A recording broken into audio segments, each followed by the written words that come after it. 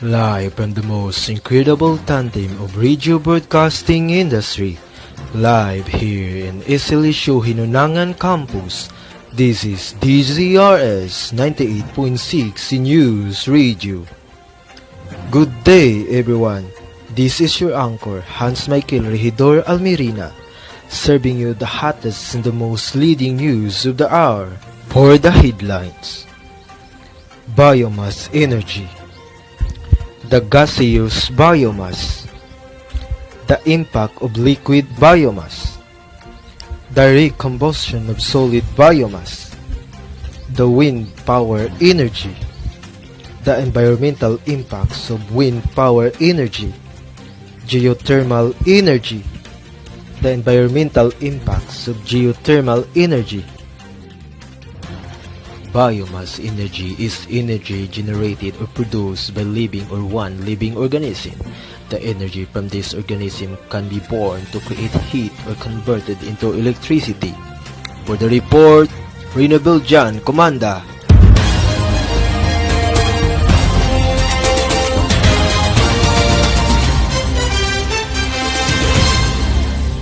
Biomass energy is from the energy stored in the material of the biological origin, such as plants and animals.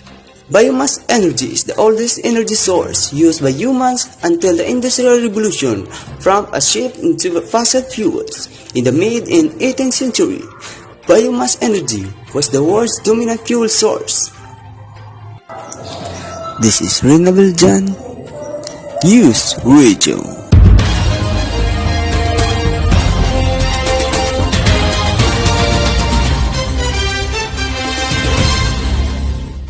Geothermal energy is the heat produced deep in the Earth's core. Geothermal energy is a clean, renewable resource that can be harnessed for use as heat and electricity.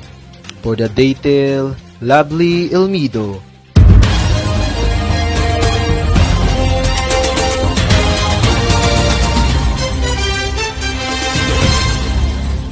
Geothermal energy.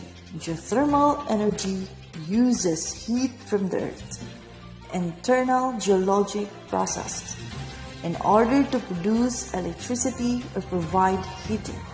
A geothermal system requires heat, permeability, and water. The heat from the earth's core continuously flows outward. To develop electricity from geothermal resources, wells are drilled into a geothermal reservoir. The will bring the geothermal water to the surface, where its heat energy converted into electricity at a geothermal power plant. This is Lovely Almido reporting News Radio.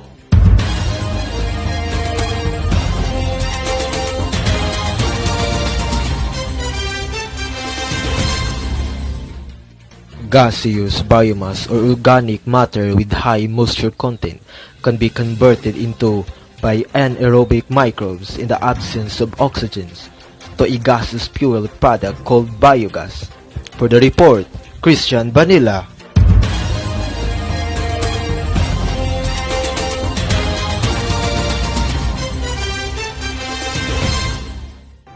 Gaseous biomass.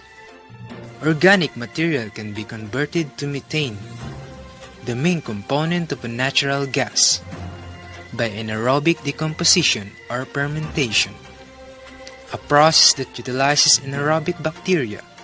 Methane is a relatively clean fuel that burns efficiently.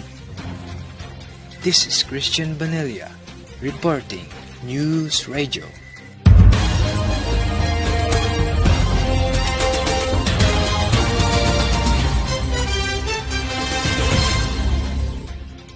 Liquid biofuel, it is a renewable energy sources. Biomass can be converted directly into liquid fuel, called biofuel, to help meet transportation fuel need. For the detail, Junadit Gwyn Tagailo.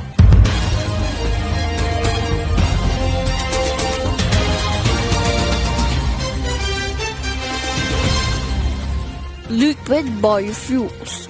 Biofuels are transportation fuels produced for plant sources and used to power vehicles. The most common ones are ethanol and biodiesel. This is Jonadit Guantagailo reporting News Radio.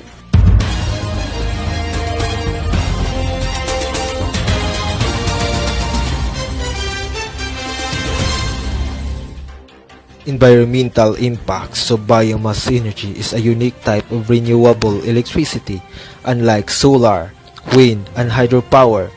Generating power from biomass emits greenhouse gases and pollutants into the air. However, because of the renewable nature of biomass, many consider it to be a carbon-neutral source of electricity. For the detail, Renewable Jan Comanda.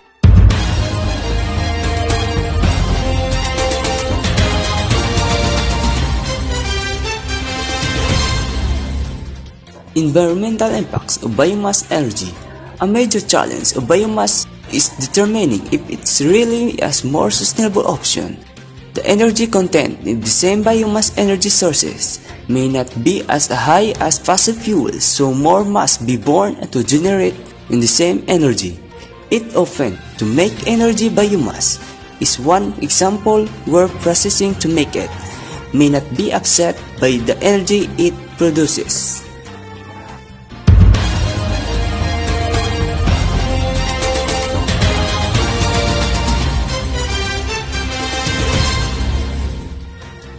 Wind turbines do not release emissions that can pollute the air, and they do not require water for cooling.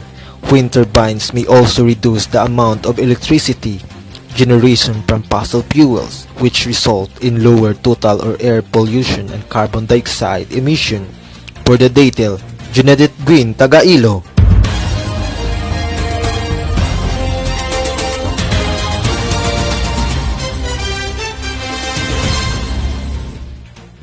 Environmental impacts of wind energy. Offshore wind turbines on lake or the ocean may have smaller environmental impacts than turbines on land. Wind turbines do have environmental challenges.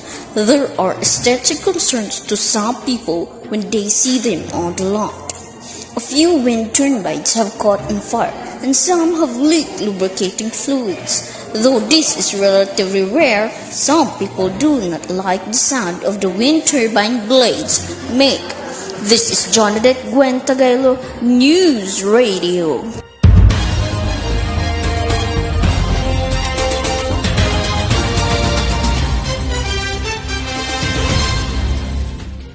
Geothermal power plants do not burn fuel to generate electricity, but they may release a small amount of sulfur dioxide and carbon dioxide.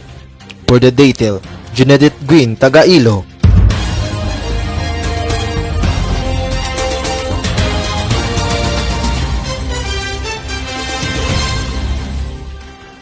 Environmental impacts of geothermal energy. The environmental impact of geothermal energy depends on how it is being used. Direct use and heating applications have almost no negative impact on the environment. Geothermally heated water can release dissolved gases including carbon dioxide, methane, ammonia, and hydrogen sulfide. Although these are usually in very small quantities when compared to those released from fossil fuel plants. Reporting News Radio.